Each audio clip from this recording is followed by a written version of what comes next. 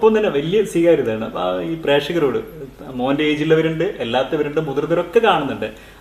അതിനോട് മോന് പറയാനുള്ളത് എന്താണ്? ഇതുവരെ നമ്മളെ സപ്പോർട്ട് ചെയ്ത എല്ലാവർക്കും താങ്ക്സ്. ഇനിയും സപ്പോർട്ട് ചെയ്യണം. എന്തായാലും നിങ്ങളൊക്കെ പറഞ്ഞു കഴിഞ്ഞു. നൂറിക്കും പറയാനുണ്ട് അല്ലേ? നൂറ് പറയും. അപ്പം നമ്മളെ ചങ്ങാതിയും ഉപകാരവും ലൈക്കും ചെയ്യണം, സപ്പോർട്ടും ചെയ്യണം, ഷെയറും ചെയ്യണം. ഓക്കെ. നമ്മുടെ ഈ കോവിഡ് കാലത്ത് നമുക്കറിയാം, നമ്മുടെ സമൂഹത്തിലെ എല്ലാ മേഖലയിലും പ്രയാസങ്ങൾ, പ്രതിസന്ധികളായിരുന്നു. പ്രത്യേകിച്ച് കലാകാരന്മാരുടെ കാര്യം ഏറെ പ്രയാസമായിരുന്നു. ഇതെങ്ങനെ തരണം ചെയ്തു, എങ്ങനെ കൊണ്ടുപോയി?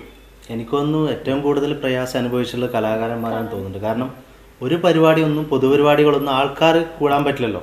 അപ്പോൾ ആൾക്കാർ ഉണ്ടെങ്കിലേ നമ്മുടെ പൊതുപരിപാടികൾ നടക്കുകയുള്ളൂ. ഈ സാധാ എന്താ പറയുക, ഈ സീസണായിട്ട് പോകുന്ന ഒരുപാട് കലാകാരന്മാരുണ്ട്.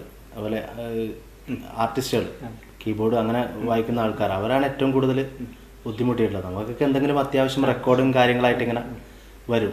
പിന്നെ നമുക്കൊക്കെ ആ ഒരു സമയത്ത് ഒരു ഇടക്കാല ആശ്വാസം എന്ന് പറഞ്ഞ പോലെ എലക്ഷൻ വന്നല്ലോ. ഈ കോവിഡിന്റെ സമയത്താണ് എലക്ഷൻ, 2 ഇലക്ഷൻ വന്നിട്ടുണ്ടായത്.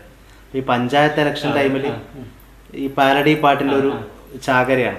ആ സമയത്ത് ഒരുപാട് വർക്കുകൾ ചെയ്തു. അപ്പം ആ ഒരു സമയത്ത് തരണം ചെയ്യാൻ പറ്റി. എല്ലാ പാർട്ടിക്കാരെയും ഏത് പാർട്ടി, ഏത് പാർട്ടിയാണ് നമ്മൾ പാടിക്കുന്നത്. ഇന്നിപ്പോ ഒരു പാട്ടിന്റെ പാടിക്കഴിഞ്ഞാൽ നാളെ വേറെ പാർട്ടി. പക്ഷെ പാടുമ്പോൾ ശ്രദ്ധിക്കും, നമ്മളിപ്പോ പാട്ട് എഴുതുമ്പോൾ ശ്രദ്ധിക്കും. ഒരാൾ കുറ്റം പറഞ്ഞിട്ടുള്ള പാട്ടുകൾ നമ്മൾ പാടാറില്ല.